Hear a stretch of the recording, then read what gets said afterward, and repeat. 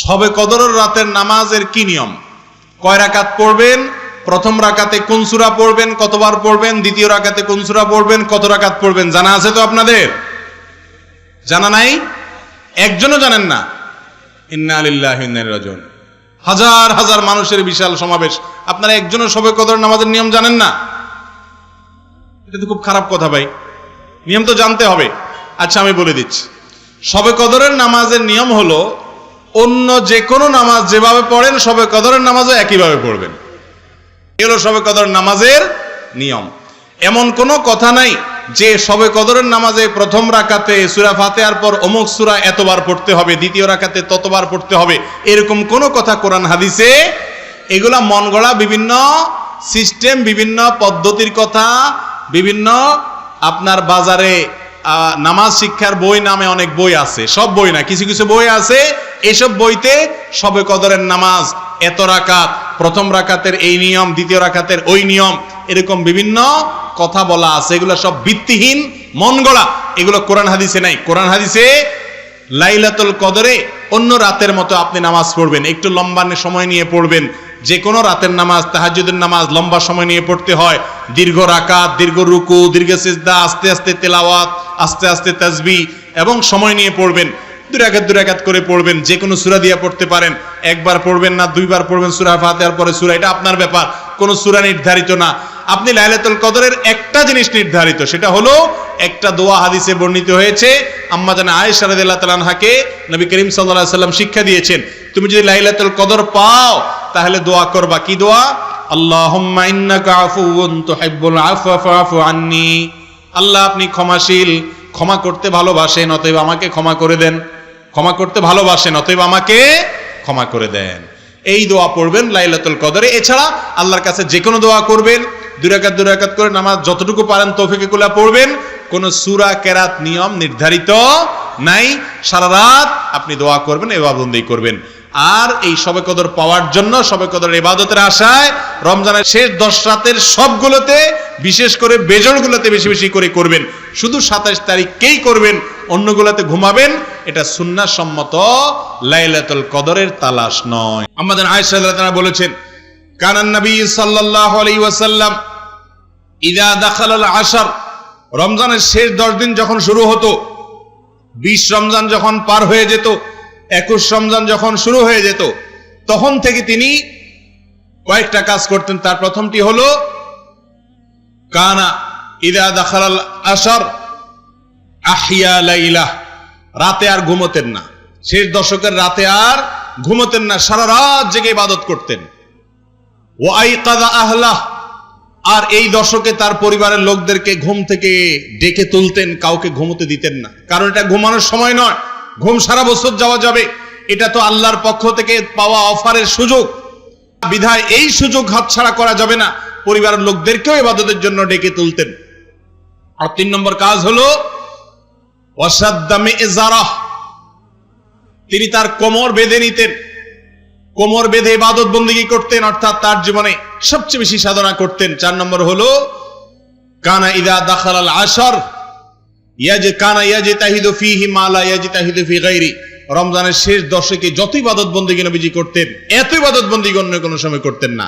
আমরা সেই ইবাদতকে শর্টকাট করে নিছি, আমরা শুধু 27 তারিখে ইবাদত করি, 27 রাতে, অন্য রাতের আর কোনো খোঁজ খবর আমাদের নাই।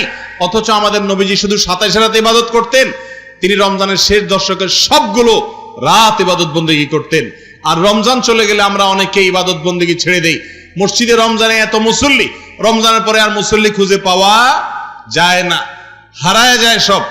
ভাইরা আমার, যারা রমজান মাসের ইবাদত করে, মাসকে পুজো করে, তারা শুধু এই মাসের ইবাদত করে। যারা আল্লাহর ইবাদত করে তারা রমজানেও ইবাদত করবে, রমজানের পরে ইবাদত করবে। কারণ যে আল্লাহ রমজানে ইবাদত করতে বলেছেন, তিনি রমজানের পরে 5 ওয়াক্ত নামাজ পড়তে বলছেন না, বলেন নাই? অতএব বছর জুড়ে রমজানের শিক্ষাকে আমরা ধরে রাখার চেষ্টা করব তো ইনশাআল্লাহ। আল্লাহ আপনি আমাদের সিয়াম, আমাদের কিয়াম, আমাদের তারাবি, আমাদের রোজা, আমাদের এই ক্ষুধা এবং তৃষ্ণার কষ্ট করা, এত কষ্ট করে আমরা রাখছি এগুলো, আল্লাহ আপনি আমাদের এগুলো সবগুলোকে কবুল আর মঞ্জুর করে নিন। ভাইরা আমার, রমজান উপলক্ষে একটা সুযোগ থেকে আমরা বেশিরভাগ মানুষ বঞ্চিত, সেটা হলো রমজান মাস ক্ষমার মাস। ভাই, রমজান মাস আল্লাহর কাছ থেকে জাহান্নাম থেকে মুক্তির পরোয়ানা আদায় করে নেওয়ার মাস। আর এই কাজটা পাওয়ার জন্য আমাদেরকে একটি কাজ করতেই হবে, সেটা হলো এই মাসে আল্লাহর কাছে বেশি বেশি দোয়া করতে হবে।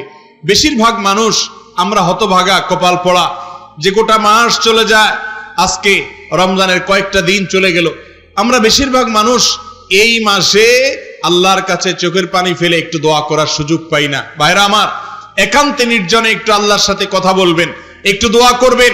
আপনি এটা মনে করবেন না যে আমার দোয়া কি আর কবুল হবে, আমি কি আর কোনো হুজুর মানুষ। ভাইরা আমার, আপনি আল্লাহর বান্দা, আল্লাহ তাআলা তার বান্দার ইবাদত কবুল করবেন, বান্দার দোয়া কবুল করবেন।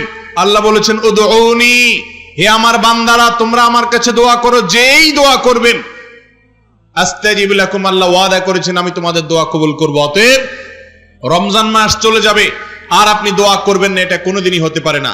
বিধায় এই মাস, গোটা মাস জুড়ে বেশি বেশি করে আল্লাহর কাছে দোয়া করব তো ইনশাআল্লাহ। আমি কত ভুল করেছি, কত অন্যায় করেছি, কত পাপ করেছি, কত অপরাধ করেছি, মালিক আপনি আমাকে মাফ করে দেন। এখনো নাকের ডগা নিঃশ্বাস আছে, এখনো মাপ চাইলে মাফ হবে, মরার পর আর মাপ চাইলে মাফ হবে না, কিয়ামতের দিন মাপ চাইলে মাফ হবে না, কবরে গিয়ে মাপ চাইলে আর মাফ হবে না, মাপের দরজা বন্ধ হয়ে যাবে।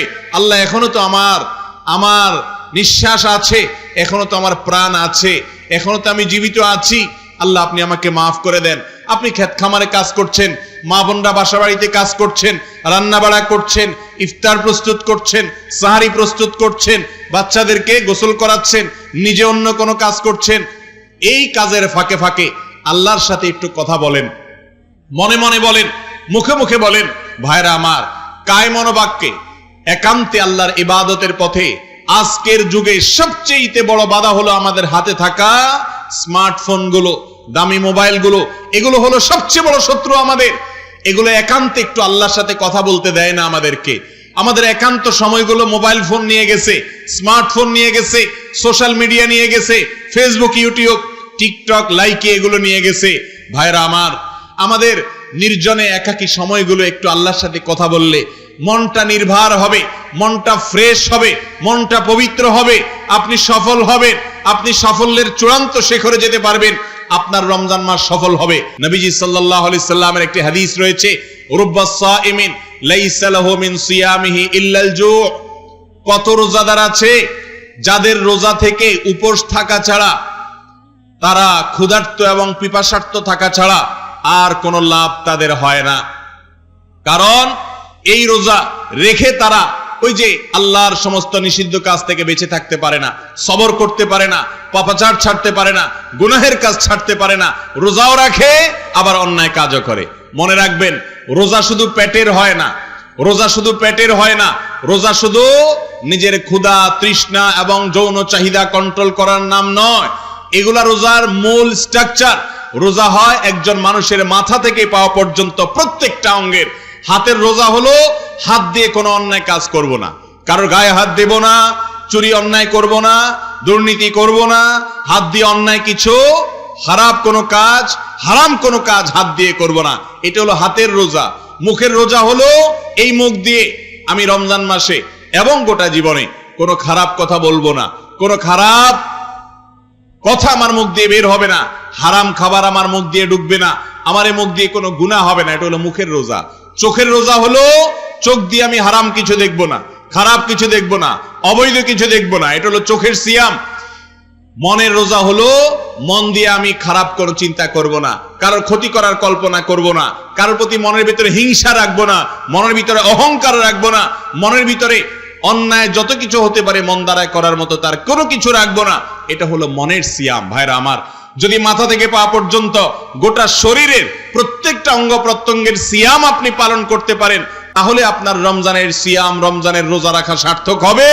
আর যদি রমজানের পরে আপনার জীবনে কোনো পরিবর্তন না আসে, রমজানের আগে আপনি যা ছিলেন রমজানের পরেও আপনি তা, রমজানের আগে আপনি হারাম অনেক কাজ করতেন, রমজানের পরেও সেগুলো করেন, রমজানের আগেও হস্তমৈথুনের অভ্যাস ছিল, রমজানের পরেও সেটা করেন, রমজানের আগে হারাম জিনিস দেখতেন মোবাইলে, রমজানের পরেও সেগুলো দেখেন, রমজানের আগে হারাম খাইতেন, রমজানের পরেও খান, রমজানের আগে গীবত শিকায়াত করতেন, রমজানের পরেও করেন। যদি এরকম হয় তাহলে এই রমাদান পালন সার্থক হলো না, সফল হলো না। আল্লাহ তাআলা আমাদের সবাইকে রমজান থেকে শিক্ষা নিয়ে সবরকারী হওয়ার তৌফিক দান করুন।